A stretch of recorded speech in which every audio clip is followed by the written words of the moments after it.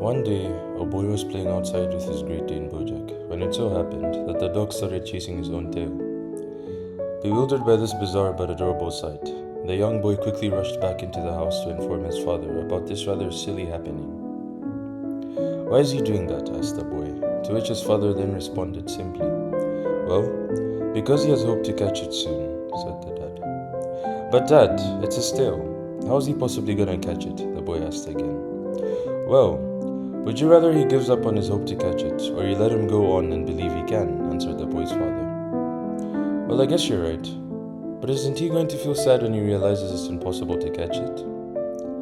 "I guess so. But why not feel sad having tried, than to be sad and not try at all?" said the dad. The boy then looked up to his dad, who was staring far ahead at the mountains with a rather bittersweet smile on his face, although it didn't quite reach his eyes. The father then patted his son's shoulders and said, "Come on, soldier, let's get inside. He's got to eat and ready up for school tomorrow." The father went back into the house, but the boy decided to watch Bojack chase his tail until he finally gave up and lay down on his back, exhausted.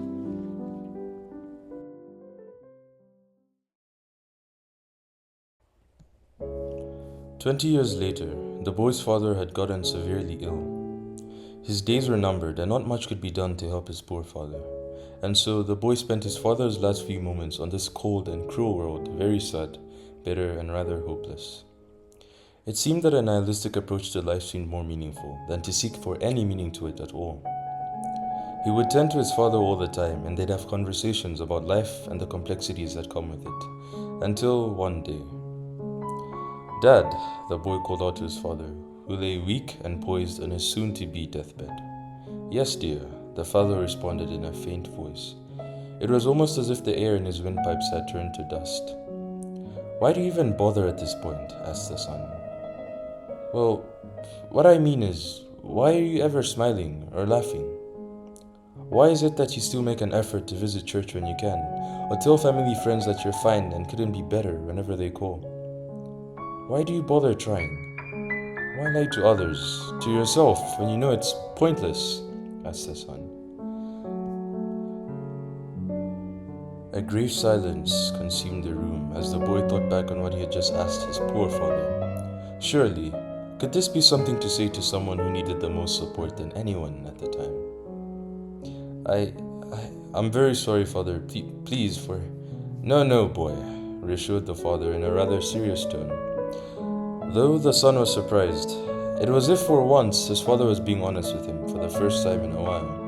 No bullshit smiles, no forced happiness could be sensed in his voice. But still, the boy couldn't bring himself to feel happy about this, as he feared that he hurt his father's feelings severely. "Well, you see, my boy, it is no secret that I am very ill and could be close to dying at any point. But be not mistaken, I have lived a good life. Yes, indeed, I have lived a good life.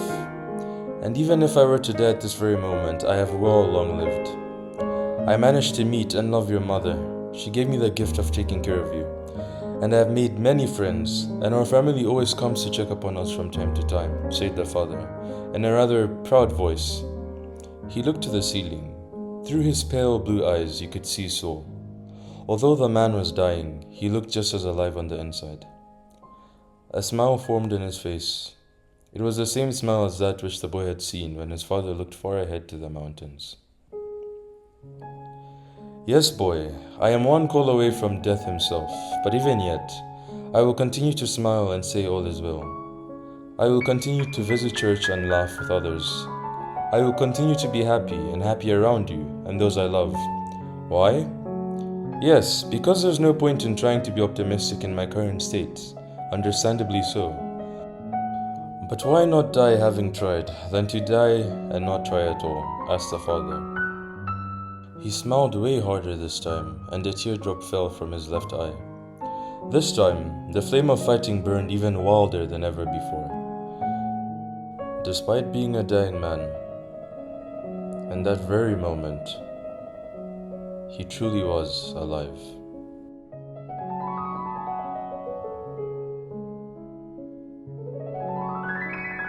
About a month later, the boy's father had passed away, and from that day up until a very long time, the son still couldn't understand what his father meant.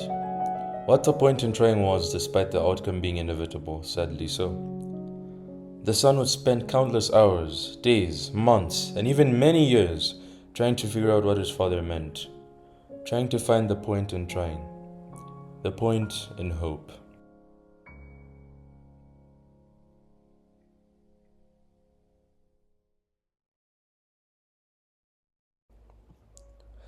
This journey went on until the man had met with his father's good friend from many years ago.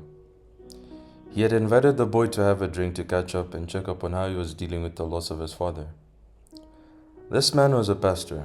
His name was Mark. "Say, it sure still makes a difference, hey?" asked Mark upon pouring a drink for the boy and himself. "It sure does," responded the son. Good old pal was ever smiling.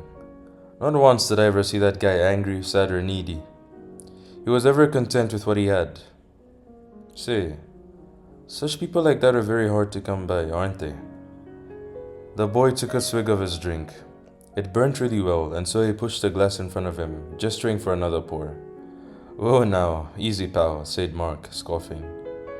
He poured him another drink. I couldn't agree more, you know? He was an anomaly, quite enigmatic to the human experience.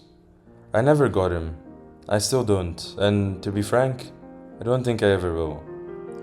Ha! Scoffed Mark. Say, people like that are so frustrating, eh? It's almost as if they can't handle reality, ever trying to see the good in everything and everyone. Couldn't have said it better, Pastor, yelled the boy, raising his glass and gesturing for yet another drink. At this point, the orphan son was very drunk, and if it couldn't take his father's passing to break that stoic wall, then this 20% whiskey was for sure gonna be the sledgehammer to break it. He was hurting, and with every drink he'd take, a crack would appear on the wall he had built for himself. Say, boy, aren't you quite miserable yourself? Asked the pastor, after pouring yet another drink for the both of them. The boy gulped his drink down and asked for some more liquid courage. Well, I lost my old man. He was my hero. How can I not be? No, for sure. But what's truly tormenting you? You're still trying to figure him out, eh? The boy then asked for a drink again, and so the pastor poured another one for the both of them.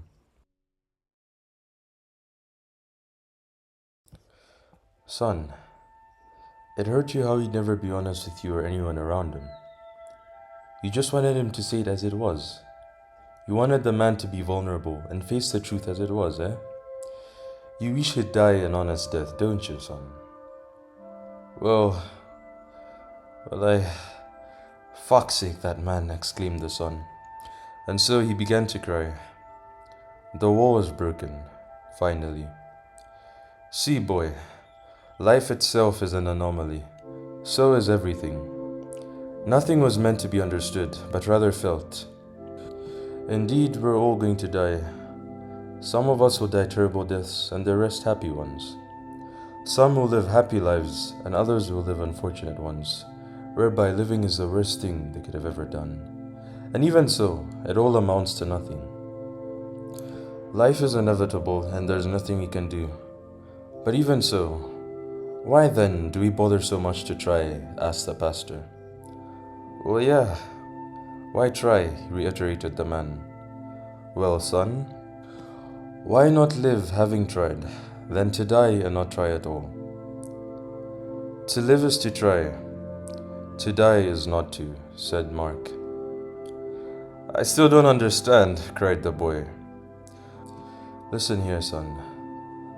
Hoping is for the hopeless, and hopelessness is for those who once hoped. Even so, when hope dies, of what point is it to not hope as is to hope? Really, of what point is there in anything? Truth is, there is no point, and that's enough reason we need. There is no point in everything, and so why not try? Said the pastor. Many years later, the man was taking a walk at the park when eventually he saw a dog running in circles, trying to catch its tail. A young little girl ran up to the dog and called for her mother to look at this hilarious spectacle. The mother then ran up to her daughter and they both watched the dog, laughing. Mommy, Why is he doing that? Asked the girl. I don't know, sweetie. He's just a silly little dog. Ain't he just adorable? Responded the mother, giggling. But mommy, isn't he going to feel bad that he can't catch it? I feel bad. He'll be so tired, stressed the girl. Well, don't be, sweetie. At least he'll feel exhausted having tried, than to be tired and not try at all, said the mother, reassuring her inquisitive daughter. The girl looked to the dog for one last time and ran off laughing into the sunset. Her mom followed, and a wave of happiness filled the entire park as laughter echoed throughout the air. The man then closed his eyes and remembered his father's smile that day as he looked ahead to the mountains. I finally get it, he thought to himself. Tears fell from his eyes, but he couldn't help but smile. There's no point in anything, really. And that's enough reason we'll ever need, the man said.